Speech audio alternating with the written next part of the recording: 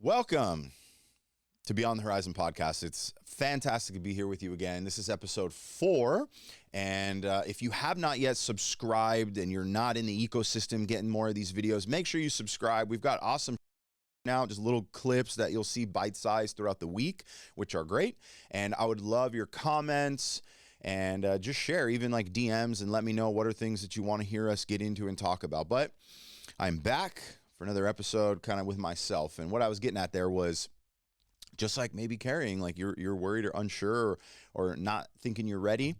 I believe that if you wait until you're ready, you may wait forever.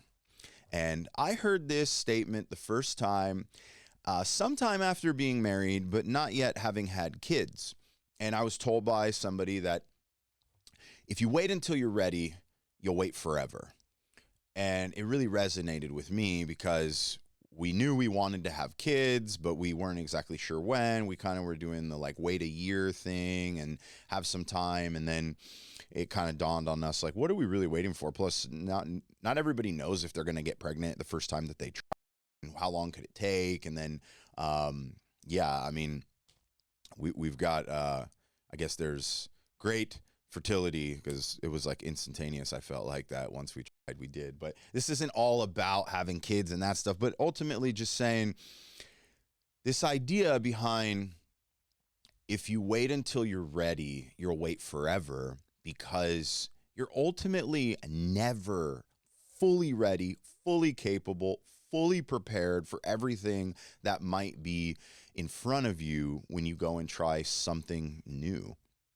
You might not even be ready like that if you try something for the second, the third, the fourth time. You might be more prepared, but there are always more variables and things that could potentially come your way. So in theme with the thought of thinking and seeking beyond the horizon, trying to set yourself up so you go for things in your life that are outside of what your natural vantage point allows you to see, whether that's goals and chasing ambitions, or paying attention and looking out for the things that maybe aren't going to go as planned. It might be challenging and difficult seasons of the future. Having that ability to go out there and look further, discernment on your future and the people that you should be with, right?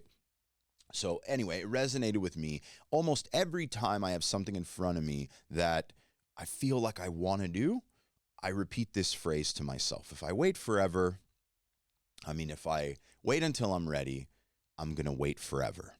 Now, that doesn't mean that you just leap off and go into it without having any sort of preparation. But all I'm saying is, if you know that there's something on your heart that you feel called to do and you want to do it, you can start immediately. Last week, Mark Evans, he challenged me when I repurposed something he said, and I said, hey, what would you do, or how would you give advice to the woman, or it was his mom, but a mom who said they want to quit and they want to leave, but they can't, right? Because they have kids, they have all these things in your perspective. And he said, you can just quit. But that doesn't mean the second you have that thought, you just quit. You just start taking the steps towards quitting. Structuring the plan, getting things going. You don't have to wait until you're ready. If you're having the thought, you are ready. You're having that feeling. And so I want to work through some things that I have worked through in past opportunities that I've taken, and also share some guidance around this, right? Because every time you have a thought, if it's impulsive, that doesn't mean like, oh, you need to go and do it. But if something is really dwelling on you, or it's repeating and coming up over and over again, like, man, I really want to do that. Could be as simple as, I really want to ask that girl to the dance, which is kind of weird. I had multiple friends over this weekend whose kids had like homecoming dances, and almost all of them said that you don't really have to have a date anymore. Everybody just kind of goes in a group and they just do their thing, and they'll find a date there or whatever, which is not how it was when we were in high school and we were going to these dances. Like, you needed a date, and it was like pressure, and I don't even think you could go without a date a lot of times. Like, you had to. So I don't know when that rule changed, but what I'm getting back to is, I know that there were feelings where I was like, oh man, I want to ask that girl. And then you're worried, and you're worried that you're going to get rejected, right? And so then you lose the opportunity because that girl got asked by someone else. And sometimes you're like, what? That dude went ahead and asked, and now he's going with her to the dance? I definitely should have asked. Like, I was at least playing at that guy's league. I could have made it, but the opportunity is now gone. Or you're going to have to go try to punk this guy and get her to cancel on him and go with you, which is a lot more challenging and probably less likely to happen, right? It could be something like you feel like you do need to quit your job, and you have something that you've been really wanting to go for, a business you've wanted to start, or maybe a lateral move to another company. Maybe it's just feeling like you need to express a feeling that you've had inside, and you're having trouble bringing it up and talking to your spouse, your sibling, your parents. Look, if you wait until you're ready, or you think they're ready, you might wait forever. So you need to start taking those steps, moving towards it. I would say that the most recent thing in my life where I just needed to, it was actually doing this podcast. For a long time, I've talked about and said, hey, I think I could do a podcast. I think I could do pretty good. I think I could talk behind the mic. I've had many people tell me like, oh, you have a good voice for radio. Now, I don't know if they were telling me that because I have a face for radio or not, but anyway, I've always kind of talked about it, and I've never made that full commitment. And some of my excuses in the past were that, oh, I don't have all the setup, and it's supposed to be professional, and we should make these things happen.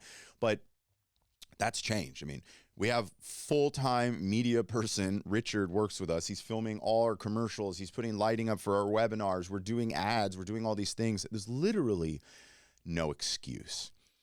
Then I got imposter syndrome a little bit, and I'm like, maybe I don't deserve to be behind the mic. Maybe no one's going to want to listen. Maybe whatever. And ultimately, I'm like, dude, just do it. Another thing I struggled with was like, what if I don't have guests all the time? Line it up. What's going to happen if this? And you start spiraling into all these thoughts, and you go, forget it. So I just said, you know what? I'm not going to worry about that. I'm going to do a podcast. If I don't have a guest, I'm going to sit here and I'm going to talk, and I'm going to share ideas and thoughts, and I'm going to make it happen. And so far, I have had a guest every other Tuesday. I've been able to jump on here, share some thoughts, since that's something I like to do. And so, living proof, I'm taking my own advice. I cannot wait until I'm completely ready.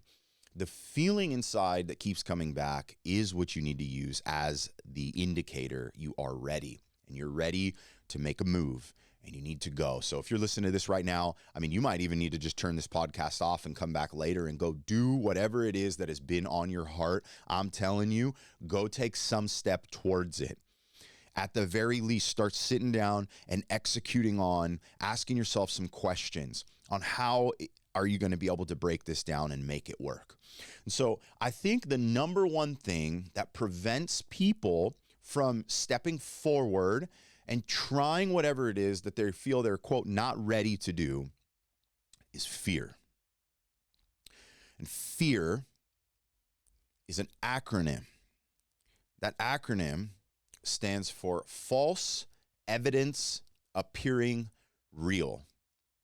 Most of the things that you're afraid of are not these imminent things that are coming and it's doom. They're things that are fabricated in your mind. There are things that are what if, right? It's a false evidence appearing real.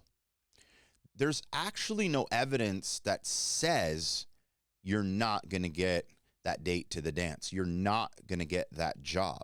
You're not going to get if you start a business. You won't get listeners. There's no evidence that says that's going to happen. If anything, there's probably more evidence that whatever you're feeling is likely to happen on some level. And guess what? If it doesn't, it's okay. Go into it knowing that it's going to be a learning experience or learning opportunity. And if it doesn't happen at first, then you don't look and say, oh man, I wasn't ready. You were ready. You were ready to start to take action, to begin acquiring the skills.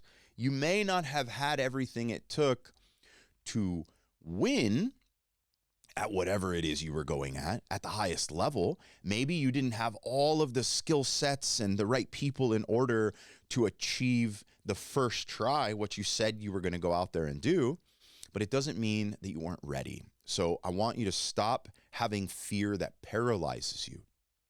Recognize that you're making things, in most cases, the false evidence appearing real.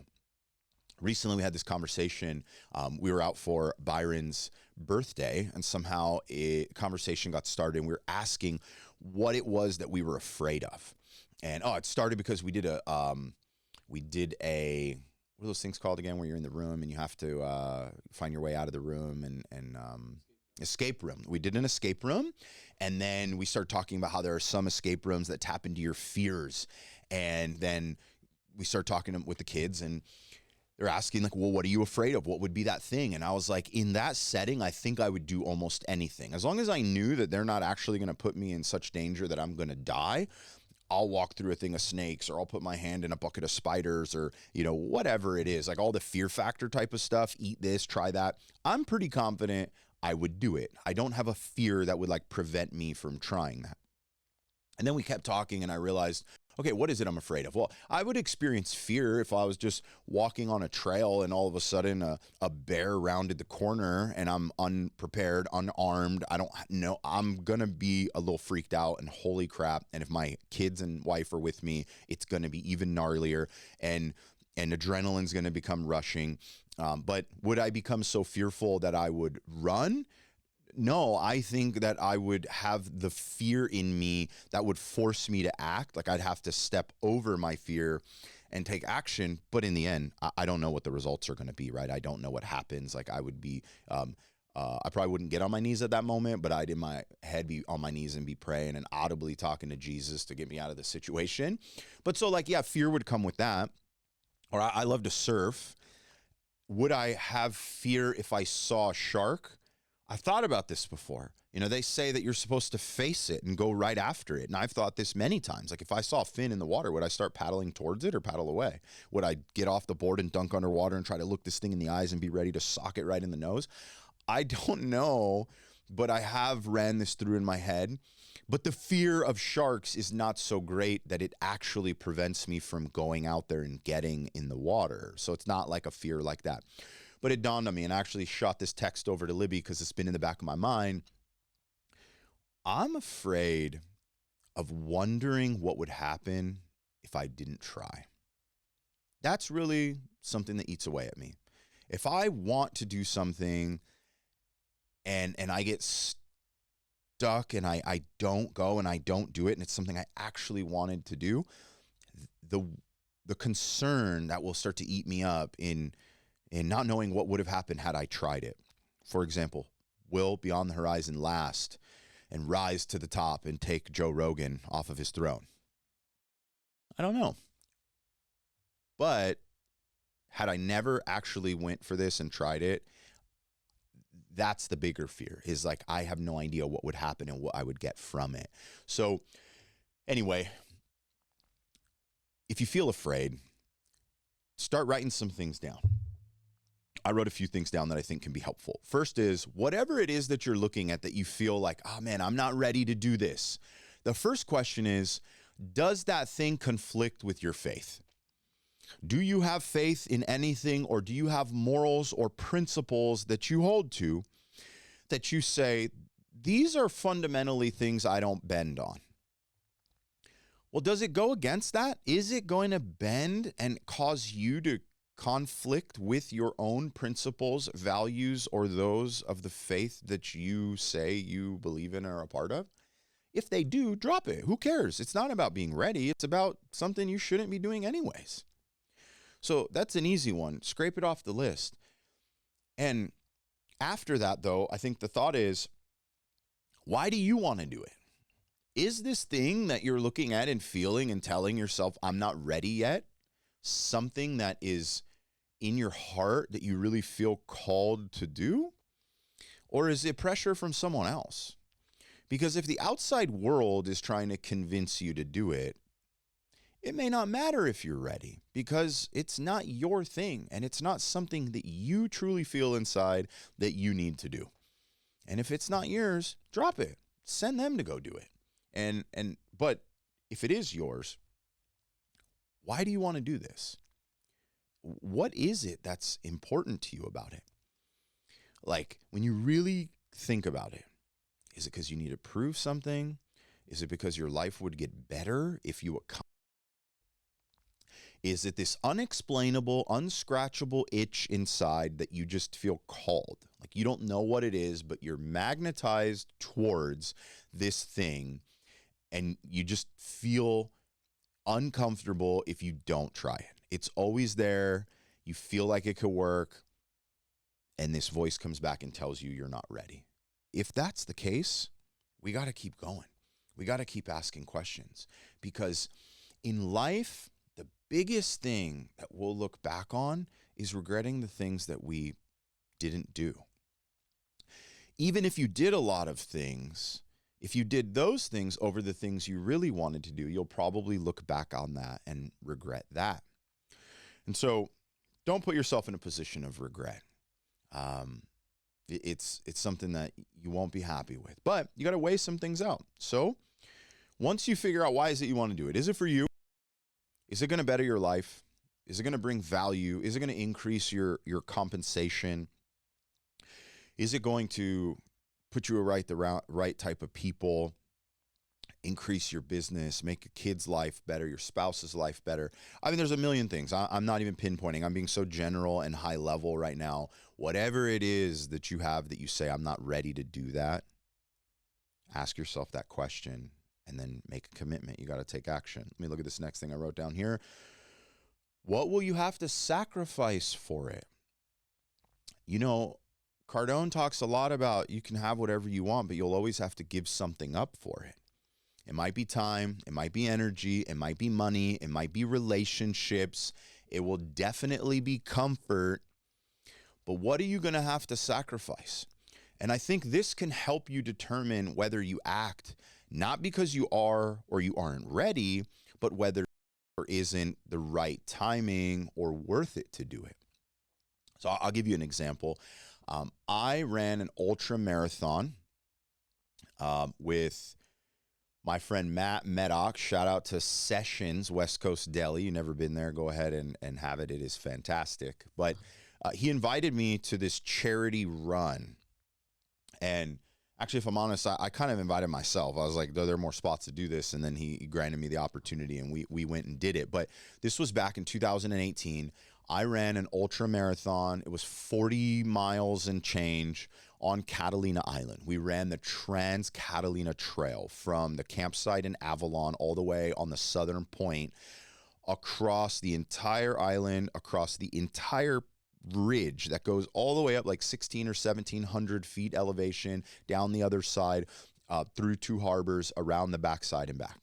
But definitely not ready when I committed to it. I had never ran more than like 3 miles in my entire life in one like run. And I should say that I had never ran without stopping to walk maybe 1 mile at that point. And I was probably weighing in at maybe 60 pounds more than my optimal weight.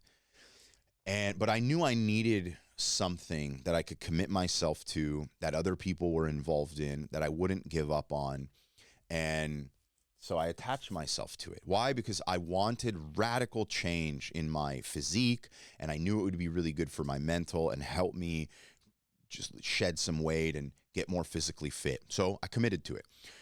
I get sent an Excel spreadsheet the next day, and it's like, cool, here's the schedule to train. You got to train on your own. We'll do some running group things and get together, but ultimately, here's what you're going to need to do in order to be ready for the race. The very first day of training was run 4 miles. I had to run 1 more mile than I had ever traveled for exercise at any point ever. I couldn't make it all 4 miles without stopping, but I kept going. So first one point I want to make is that I was very ill prepared. I was not, quote, ready to run an ultra marathon, but I was ready for the result it was going to provide in my life. So I keep going, and it goes 4 miles. The next day, it's 5 miles. The next day, it's 6 miles. So in 1 week, I'm doubling the length of time I've ever ran. And I'm not running the whole way. I'm just traveling the whole way without stopping, and I'm running and walking. But eventually, I'm building up stamina. I'm making this work. Next thing you know, this is probably 3.5 months of training leading up to it.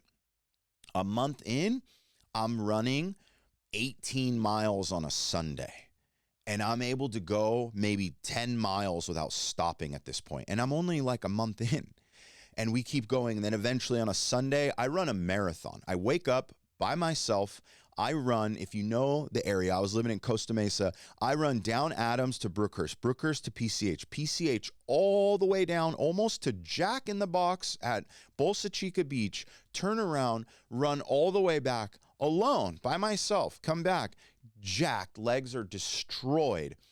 And I do this again another few Sundays later, and I get to the point where I was fully prepared on that day. And we woke up, we camped in tents, woke up at 4 a.m, and we got to going. Now, did I run without stopping? No. There was 28 people who ran this marathon. And there was 9 finishers out of 28 people. I was number 9. I probably shouldn't even have finished if I followed the rules, because you were supposed to make it through the halfway point by a certain time. And I had my time on my watch, and I realized that I was about 25 minutes past that time. But you better believe there was no way on planet Earth that I had trained for that long and I was going to let this 20 minutes get in my way. So I zipped right past the checkout point. And I just kept going and kept running. And I said, I'm going to finish this damn thing. And I remember that I came rounding the corner. I don't know what you call that area, the northern side of the island. It's kind of like an awkward shaped peanut. You run around that backside and you come through this beach, and then there's this crazy zigzag trail. It's all these like finger inlets, and you keep thinking you're close and you go another trail. Anyway, I was coming around that corner. At this point, I'm probably 32 out of 40 miles in. I'm destroyed. I have no energy. I have no strength left in me. And I am coming around this corner, and I was alone for a long time because we all separated, and my cell phone died and I had no music, probably at mile, 20, halfway through, maybe less than that. And so I'm the last one. All of the rest stations are empty. No one's there. We had a rest station like every 7 miles, and I've passed the last one. So I know I'm probably within 7 miles to the end, and I'm just done. I have nothing left. And I remember just crying and starting to like cry and looking up and just literally saying like, God, like, be my legs. I have nothing left in me. I can't not finish this race. I have put so much time and energy into all of this thing. And the biggest sacrifice was my family. And I looked down as I was speaking this, still walking, and I saw a rock in the ground shaped like a heart. And so my wife lost her brother when he was 12. And ever since then, they have this thing where they see like random hearts that remind them of him, and they send pictures, and I've kind of gotten in on that, and I'll see a heart and I'll send a heart. I see this heart in the ground, and all it makes me think of is family. I did this to become a better person for me and my family, and they're the ones that paid the biggest sacrifice during this time of me training, because I was gone a lot. I worked full time and then trained to run an ultra marathon. It was insane. I was gone all the time. I was running, and I was exhausted when I was home, and I saw this rock, and it made me emotional, and I dug it out of the ground, and I ripped this rock out of the ground, and it was actually shaped like a triangular heart. We still have the rock. And in that moment, I was crying. I said, thank you, God, for reminding me that I must finish this with strength and I must go after this because this is what it was all about. And I ran the next 7 miles without stopping at all. And I finished. And I found out later when I finished that they almost called the Rangers on me because everybody was supposed to be in by like dusk and I wasn't there. And the director of the whole thing was praying apparently on her hands and knees to not have to call the director to go search and rescue for me. And she gave herself a time limit. And I rounded the corner where they could see me and the group was cheering and yelling my name and everything. And she was so relieved that she didn't have to call search and rescue. And so that was the 30 minutes I crossed the line. I would have been not had the chance to do it, but so much came from it. And so I have 2 points in saying that whole story right there. One was that the mental expansion that came from taking on this thing that I was completely not ready for at all ended up changing my mindset, my physical abilities, and my psyche around what I could and couldn't accomplish for the rest of my life. It also made me realize that much of the things that I was doing that I was like saying was for my family was also causing massive sacrifice. I was sacrificing them during it. And I was trying to become a better person and, went through this whole thing afterwards. Did I really do it for them? Did I do it for me? But ultimately a lot came from it. And the other thing I'll say is that you have to remember you're not at it alone.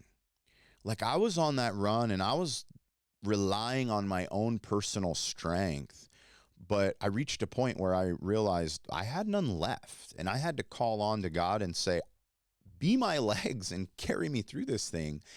And whatever it is you're going through or you're going to go and try, if you don't feel you're ready and you go and give it a shot, you're going to reach a point you'll be like, crap, I don't know what to do. Well, those moments are your opportunities to turn, to seek faith, to look at God and say, you carry me through this. You show me the way. You light the path. You remove the distractions. You squash the enemy. This isn't me. It's us. And that'll give you the strength to push and go forward. So make sure you look up front. Who are you going to have to sacrifice? I did not realize I sacrificed my family to do it until after it was over. I really didn't know it, and I didn't know they felt it until later when conversations happened and took place where it was like, really brought to my attention that I did all of this for me and they paid a price during it. And in the end, I think I became a better person and it came full circle. But if you're not sure if you're ready, ask yourself, what will I sacrifice? And not just what, but who will also sacrifice with me? And get together, make sure it's worth it, and just go.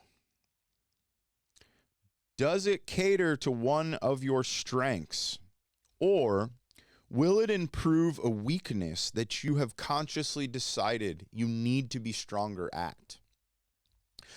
I'm a big Gary Vee fan, and I've loved the things that he said for a long time, and one of his things has always been to lean into your strengths, that we don't need to fix all of our weaknesses. We can find other people who can fill the gaps of the weaknesses so we can focus on our strengths. So that first question is the thing you're debating whether you're ready or not to do something that caters to your strengths? If it does, you're probably ready to go right now. Go. If it doesn't, but you still feel compelled that there's a reason to do this thing, maybe it is because you've decided it is going to improve something you're weak at. Like maybe your health is weak. Maybe your physical fitness, your cardiovascular, your VO2 max, whatever is weak, and you've made a decision you're going to improve it. Great. You might need some people around you, some guidance to make this happen because you aren't actually ready. That doesn't mean you shouldn't go and do it and wait forever. So you need to get the information around you. If it caters to your strength, then man, you're just a caged animal. Open the cage and go. If it doesn't, it's going to feel like you're ready when you surround yourself with the people who will protect you and guide you in the right direction. I speak on physical fitness and make these parallels to that because that was something in my life I struggled with for a long time. And so you need to get people around you. You need a program, a plan, a strategy. But going and finding the plan, developing the strategy, surrounding yourself with people who can pour into where you're trying to go, that is starting. But by just telling yourself I'm not ready and not even taking those steps doesn't do anything. So ask yourself, is this actually something that I'm strong at and I can go now? And if you're not, start surrounding yourselves with people and content that will help you with that. Okay. Next thing I think you should ask yourself is, how long will it take to get the results that prove that you should keep at it? You try something new. You don't know how it's going to work out. You weren't really ready ever, right? You tried it and you keep going. Well, how long do you do it for? Well, I would say one thing is, do it as long as you can do it and enjoy it. And if you're not enjoying it, but you can make yourself continue to do it because you know the outcome is going to be enjoyable, then pursue that until you hit the outcome. But you should have some metrics you can kind of measure against, because remember, when you add one thing, you'll sacrifice from another. And if that thing's not adding and contributing to your life for a long enough period of time, well, that's not bringing value, and some other thing is paying the price from it. And something that paid the price is not always going to be something that was negative and needed to be cut out of your life. Maybe it's a business idea that you're wanting to implement, and in order to implement it, it's going to take away from something today that brings in revenue. And if this thing you're trying to implement doesn't bring in the revenue to supplement that, will it work? How long do you go? These are questions you have to ask yourself. But regardless of what that answer is, before you've given it a shot, these are all hypothesis. It's educated guesses around what you think is going to happen. You don't actually know until you do. So give yourself a runway. Give it a shot. When I was running for the ultra, I totally was not sure if I was going to be able to get to the point where I could run 40 miles. Like, it was complete and utter guess. But I saw myself be able to break through, and I ran 3 miles. And then I was able to run 4, and then I was able to run 5, and then 7, then 10, then 12, and it kept going. And I haven't ran as much as I used to, and I can't go run 12 miles right now. I could still go run 3 or 4 though. Like, I forever am better than I was. So anyways, you will start to see results, and you will start to see some form of improvement, and you just keep going, and it will get easier. And at some point, you have to know when to either toss in the cards and say, hey, I learned. I did it. I learned.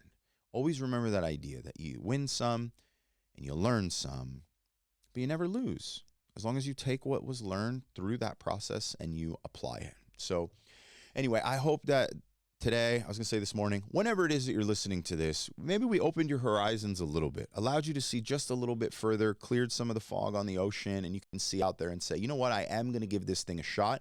And that first step is going beyond fear and recognizing that all the stuff in your way, all the naysay, that is fear, which is false evidence appearing real. Squash it, take the first step, make something happen, and continue to join me on Beyond the Horizon so that we can have conversations that allow us to expand how far we can see, try things in our life, and protect ourselves from the things we can't see coming. So if you truly really want to squash the fear, in my opinion, the best way to do it is to give that fear up. So right now, I'm going to bow my head and let's just pray over it. Lord, for everybody who's listening today, I just ask that whatever the fear is that's in front of them, that you would actually allow them to feel it as false evidence appearing real, and know that they can cast all those things to you, that you take those things on, you protect them, guard them, and light the way. I pray that this would inspire them to ask you to actually be the light in front of them. And I thank you for the opportunity to get behind this mic, share my thoughts, and hopefully draw people closer to you and closer to their goals and see the future just a little bit more clearly. In Jesus' name, amen.